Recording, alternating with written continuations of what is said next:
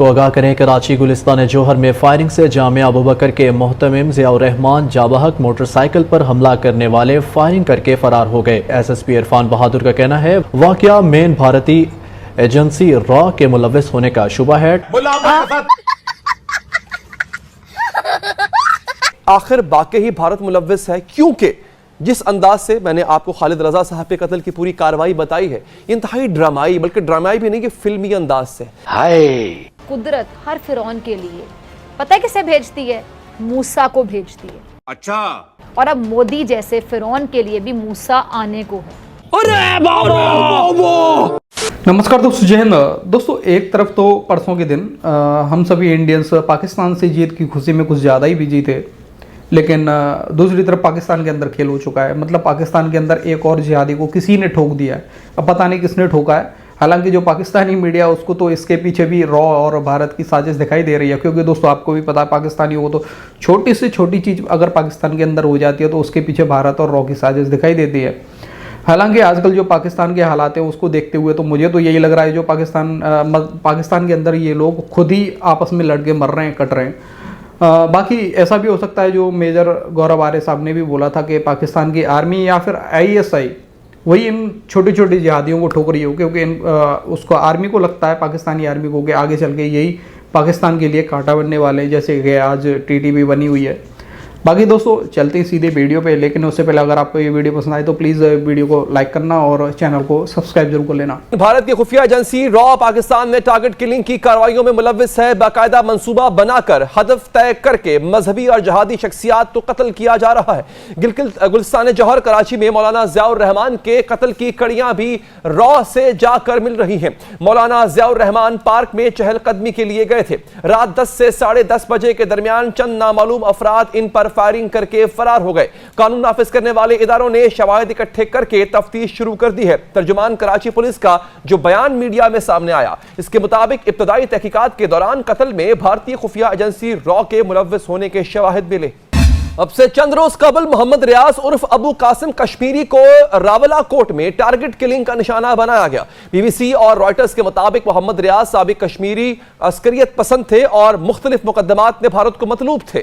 BBC ने उनका कत्ल जहादी कमांडरों की पुरस्रार हलाकतों के सिलसिले में एक और कड़ी करार दिया। 3 साल के दौरान पाकिस्तान में कई ऐसे वाकयात हुए जिनमें मजहबी शख्सियात और मकबूजा कश्मीर में जहाज से वाबस्ता शख्सियात नामालूम हमला आवरों का निशाना बनी। मार्च में कराची में अहले सुन्नत वल जमात के मकामी रहनुमा सलीम खतरी कत्ल किए गए थे। इनके कत्ल से एक रोज कबल गुलिस्तान जौहर कराची में मौलाना अब्दुल कयूम सूफी को कत्ल किया गया। इससे पहले फरवरी में माहिर तालीम सैयद खालिद रजा कत्ल किए गए थे। तहकीकात करने वाले हुकाम ने बताया था कि मौलाना अब्दुल कयूम और खालिद रजा के कत्ल में ममासलियत है।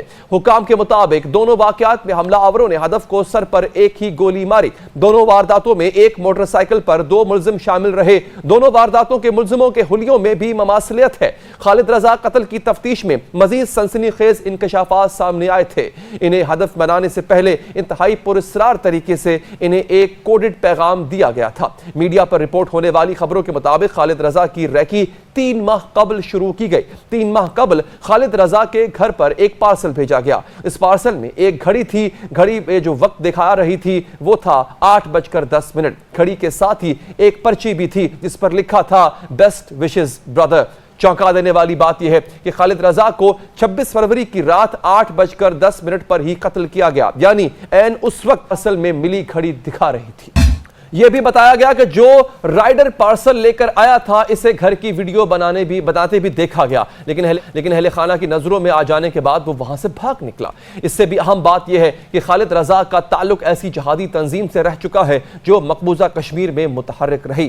खालिद रजा के कत्ल से 6 दिन पहले 20 फरवरी को इस्लामाबाद में बशीर अहमद उर्फ इम्तियाज आलम कत्ल किए गए। माजी में वो भी हिजबुल मुजाहिदीन से मुंसलिक रह चुके हैं। मार्च 2022 में कराची में मिस्त्री जाहिद इब्राहिम कत्ल किए गए, वो भी जैश मोहम्मद के रुकन रह चुके हैं। जून 2021 में जमातुल दावा के सरबराह हाफिज सईद को निशाना बनाने की कोशिश की गई। रिपोर्टिंग करने वाले तो फिलहाल नामालूम है नाज़रीन, करने वाले नामालूम है, लेकिन सवाल यह है नाज़रीन कि आखिर वाकई भारत मुलव्विस है, क्योंकि जिस अंदाज से मैंने आपको खालिद रजा साहब के कत्ल की पूरी कार्रवाई बताई है, इंतहाई ड्रामाई, बल्कि ड्रामाई भी नहीं कि फिल्मी अंदाज से, कैसे कितनी मजबूत प्लानिंग के साथ ये सब कुछ किया गया कि जो वक्त खड़ी में दिया गया था ठीक उसी वक्त पे खालिद रजा साहब को कत्ल किया गया। इस सब के पीछे एक मुनज़्ज़म, एक ऐसी ताकत है जो ऑर्गेनाइज्ड है, जिसके पास तमाम वसाइल है, जिसके पास तमाम रिक्रूटमेंट्स हैं। वो रिक्रूटमेंट्स यानी वो सहूलतकारी उसको विदिन पाकिस्तान मिल रही है। इस नेटवर्क को पहले भी बेनकाब किया गया, इस नेटवर्क का पहले भी कला कमा किया गया, लेकिन अब ये सांप दोबारा फन निकाले खड़ा है। इस सांप का सर कुचलना होगा। हमारी सिक्योरिटी फोर्सेस, हमारे इदारे सब मुस्तैदी से ये काम कर रहे हैं, मगर फिर भी बतौर पाकिस्तानी हम सबका हक पहुंचता है कि हम इसके खिलाफ आवाज उठाएं। तो आगाह करें, कराची गुलिस्तान जौहर में फायरिंग से जामिया अबू बकर के मोहतमिम ज़ियाउर रहमान जाबहक मोटरसाइकिल पर हमला करने वाले फायरिंग करके फरार हो गए। कराची पुलिस चीफ ने DIG E से वाक़े की मुकम्मल तफसीली इंक्वायरी रिपोर्ट तलब कर ली। CTD ने वाक़े से शवाहिद इकट्ठे कर लिए। SSP इरफान बहादुर का कहना है वाक़या टारगेट किलिंग मुख्तलिफ ज़ावियों से तहकीकात की जा रही है। वाक़या मेन भारतीय एजेंसी रॉ के मुलव्वस होने का शुबा है। टारगेट किलिंग का मकसद रबीउल अव्वल के मौके पर अमन व अमान की सूरत हाल ख़राब करना है। अचानक बहुत सारे लोग ऐसे मर रहे हैं, ये खालिस्तानियों को भी ठोका जा रहा है, ये पाकिस्तानियों को भी ठोका जा रहा है, ये जितने भी लश्कर जैश वाले ये धीरे धीरे अपने घरों के, देखिए ऐसा है ना कि काफ़ी टाइम तक इनको एक सेफ्टी और सिक्योरिटी इनके मन में थी कि साहब हम पाकिस्तान में रह रहे हैं। पाकिस्तान का माई बाप कौन है? फौज और ISI। जब तक पाकिस्तानी फौज और ISI का आशीर्वाद हमारे सर पे है, हमारा कोई बाल भी बांका नहीं कर सकता। ये एक इनका कॉन्फिडेंस था अपने दिल में। अब इनका कॉन्फिडेंस था सब, ये जो कॉन्फिडेंस इनका था उससे गड़बड़ हो गई बहुत ज्यादा, क्योंकि दे लेट देयर गार्ड डाउन। अब आपस ही इनकी रंजिशें, ये भी एक कारण हो सकता है इनकी मौत का। दूसरा कारण मैं आपको बताऊं कि पाकिस्तान जो है ना, इस बार जो FATF में गया था दोस्तों, चौथी बार गया था, 3 बार पहले भी अंदर हो चुका है FATF में।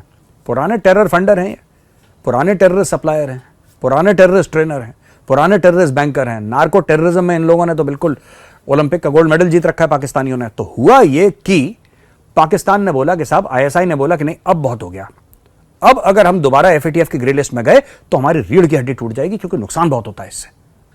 बदनामी का पाकिस्तान को डर नहीं है, क्योंकि यार बेइज्जती तो उसी की होती है जिसकी इज्जत हो, पाकिस्तान की इज्जत है नहीं। लेकिन पैसे का लॉस तो पैसे का लॉस होता है।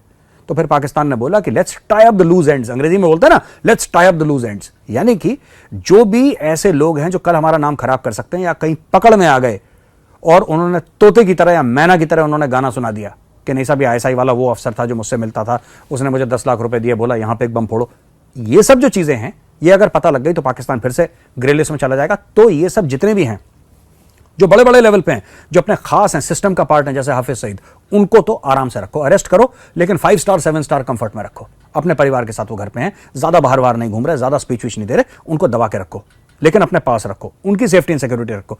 लेकिन ये जो इक्के दुक्के हैं लोग दाएं बाएं, इनको सबको काटना छाटना शुरू करो। ये मेरी थ्योरी है और मुझे लगता है मैं बिल्कुल सही बोल रहा हूँ दोस्तों। तो दोस्तों, इन जिहादियों को कौन ठोक रहा है पाकिस्तान के अंदर ये तो पता नहीं है। हालांकि पाकिस्तानियों को तो भारत और रॉ की साजिश दिखाई देती है, लेकिन फिर भी अगर रॉ ठोक रही है तो मैं भी पाकिस्तानी और जिहादियों को एक बात बोलना चाहूँगा कि भाई जो भी भारत की शांति को भंग करने की कोशिश करेगा उसको हम छाती ठोक के मारेंगे। बाकी दोस्तों, आपका क्या कहना है? अपनी राय कमेंट में जरूर देना, और वीडियो पसंद आई तो प्लीज़ इस वीडियो को लाइक ज़रूर करना। फिर मिलते किसी नेक्स्ट वीडियो में, तब तक के लिए जय हिंद, जय भारत।